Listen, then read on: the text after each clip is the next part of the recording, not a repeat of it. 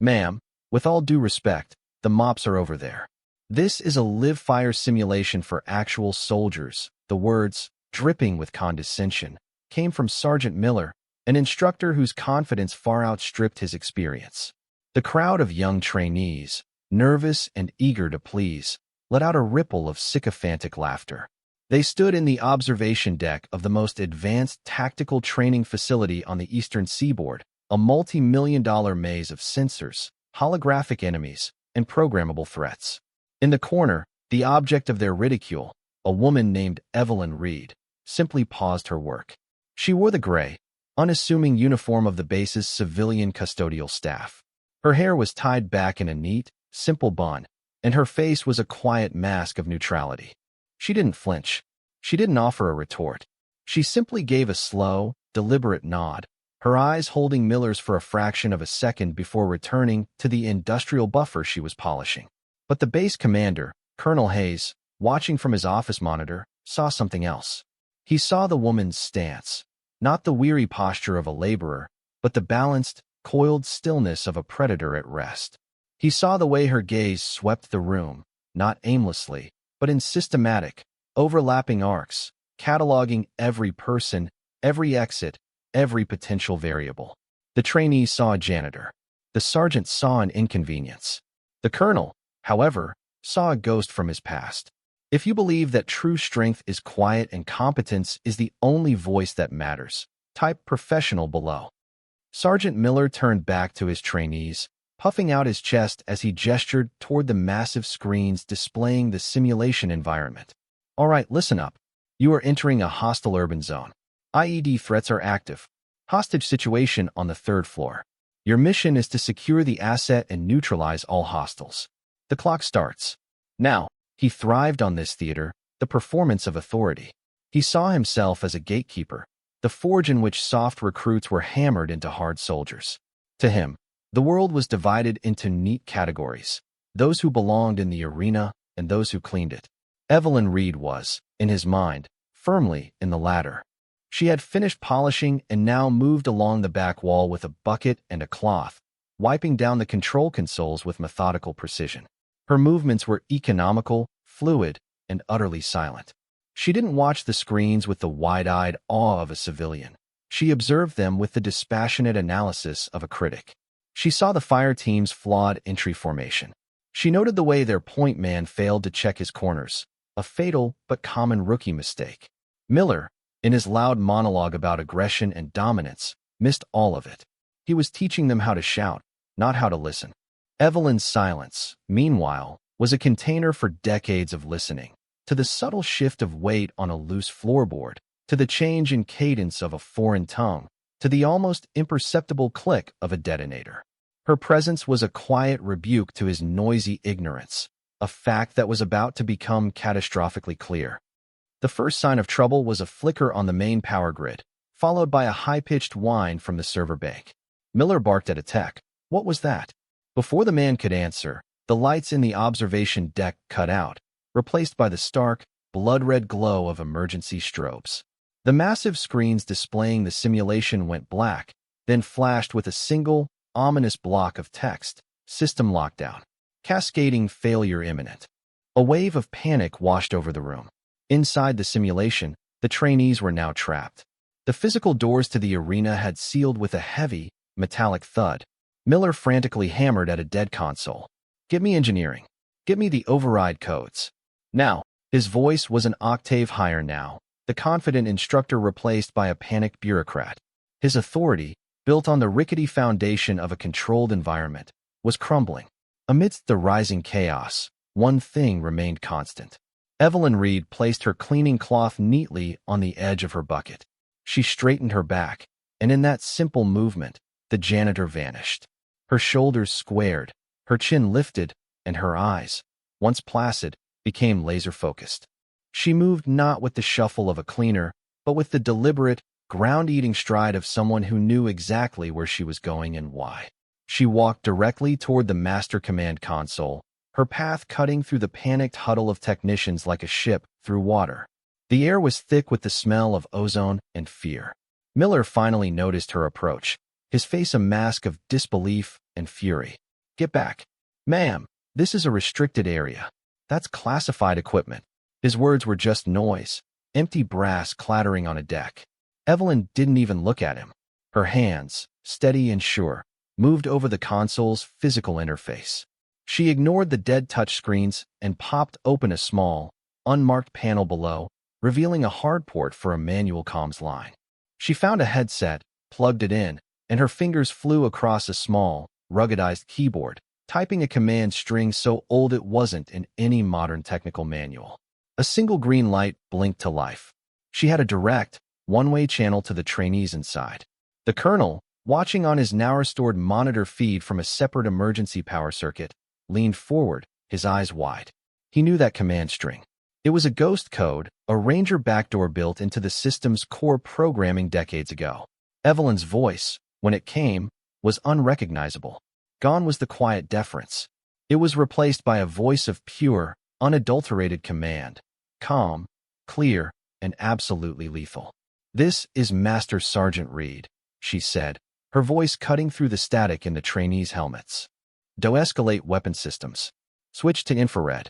Squad leader, report your team's status. Now." The sheer, instantaneous authority in her tone shocked the trainees into immediate compliance. Inside the pitch-black arena, a stunned voice finally replied, Team is secure, ma'am." "Who is this?" Evelyn's reply was ice. "I'm the one getting you out. Listen to my instructions." "Exactly. Move." Colonel Hayes was already on his feet, moving swiftly toward the simulation center. He knew. He didn't need a file. He didn't need a name. He needed only the evidence of his own eyes and ears. Back in the control room, Evelyn Reed was conducting a symphony of tactical precision. She wasn't just giving orders. She was seeing the battlefield in her mind, moving the fire team like pieces on a chessboard.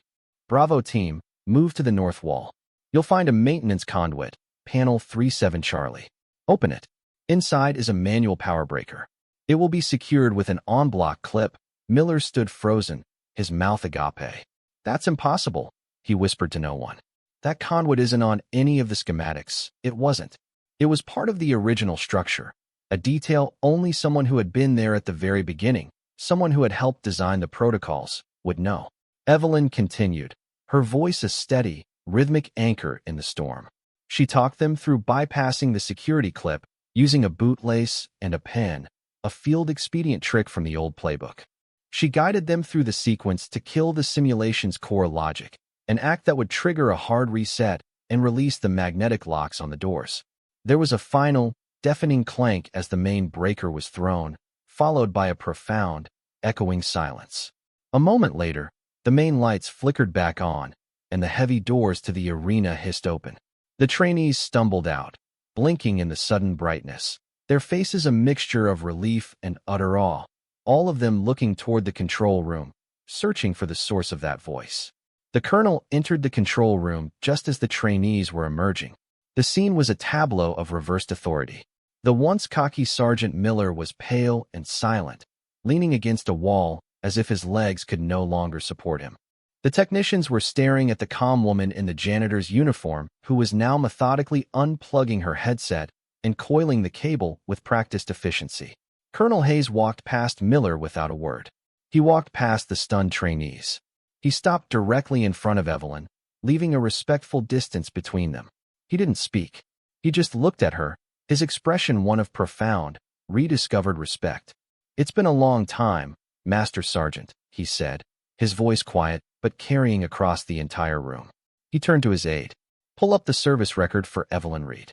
"Authorization Hayes 779er," the aide typed quickly. A moment later, a personnel file appeared on the main screen for everyone to see. The silence was broken only by a series of sharp, collective intakes of breath. Name, Evelyn Reed. Rank, Master Sergeant, retired. Unit, 75th Ranger Regiment, Special Troops Battalion. Combat deployments, 6. Awards, Silver Star, Bronze Star with Valor Device, Purple Heart. Skills, Master Breacher, Advanced Demolitions, Tier 1 Direct Action Operations. The list of classified mission call signs was a litany of modern military history's most dangerous and secret operations. Then, without another word, Colonel Hayes, a man who commanded thousands, faced the janitor, drew himself to his full height, and rendered a sharp, perfect salute. The sound of the colonel's hand slapping his brow echoed in the stunned silence. "Master Sergeant Reed," Hayes said, his voice ringing with an authority that Miller could only dream of. "Your actions today were in keeping with the highest traditions of military service." "Thank you." Evelyn simply returned the salute with a nod, her expression unchanged. The gesture, however, shattered the last remnants of the old reality. The trainees stared, their minds recalibrating everything they thought they knew about appearances, about respect, about who held true power. The uniform didn't make the soldier. The soldier made the uniform. Colonel Hayes then turned his gaze on Sergeant Miller, and the temperature in the room dropped by 20 degrees. "Sergeant," he said, his voice dangerously low, "you are a teacher here. Your first and most important lesson is to recognize strength, regardless of the vessel it comes in. You judged a book by its cover, and you were proven to be illiterate. You will report to my office at 0800 tomorrow to discuss your future as an instructor." Dismissed, Miller, visibly shrinking, could only stammer a weak, "Yes, sir," before practically fleeing the room. The vindication was absolute, but it was also quiet, professional, and devastatingly complete. Evelyn, her duty done, picked up her bucket and cloth as if nothing had happened, ready to resume her work. Her silence was no longer seen as weakness. It was now understood as the profound calm of a mountain that had weathered countless storms. The story of the janitor who was a ranger became the stuff of legend on the base. It spread from the barracks to the mess hall, from the motor pool to the air traffic control tower, each telling adding a thin new layer to the myth. They called it Reed's Protocol. Trainees who were in the simulation that day spoke with reverence about the voice that came out of the darkness, a voice of pure competence that cut through their fear and led them to safety. The tale became a cautionary one for arrogant instructors, a stark reminder that heroes walk among us in the most unexpected of guises. The next day, Sergeant Miller found Evelyn cleaning the windows of the main administrative building. He approached her not with a swagger, but with a deep, visible humility. He stood at attention. "Master Sergeant Reed," he began, his voice cracking slightly. I want to apologize. My conduct yesterday was unprofessional and ignorant." "There's no excuse, ma'am. I was wrong." He stood there, braced for a reprimand, for a lecture he richly deserved. Evelyn paused her wiping, turning to look at him properly for the first time. She studied his face, seeing not the arrogant boy from yesterday, but a young man who had been handed a humbling, necessary lesson. She gave a small, forgiving nod. "The uniform changes, Sergeant," she said, her voice gentle. "The soldier doesn't. Remember that was all." She offered no grand speech. "No, I told you so." Her quiet competence had already said everything that needed to be said. She had corrected an error, not just in the system, but in a man. Months later, the simulation center was a different place. The culture had shifted subtly but profoundly. A new sense of humility pervaded the training cadre. Instructors were more observant, more willing to listen, less eager to dominate. Near the main control console, a small, polished brass plaque had been installed. It read, "In honor of MSGT, Evelyn Reed, 75th Ranger Regiment. Listen more than you speak. Competence is quiet. Assumptions are loud." It was now the first thing every new instructor and trainee was shown upon entering the facility. The story of that day was now part of the official curriculum, a foundational lesson in humility and respect.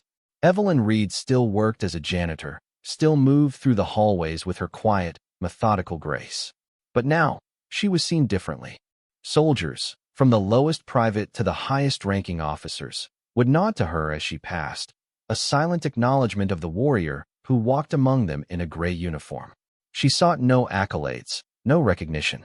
Her reward was not in the praise of others, but in the quiet satisfaction of a job well done, whether that job was polishing a floor to a perfect shine or leading a fire team out of the darkness. Her presence was a living testament to a simple, powerful truth, that true strength requires no announcement. It is proven in the silence between breaths, in the steady hand during a crisis, and in the quiet dignity of a professional at work, no matter the task.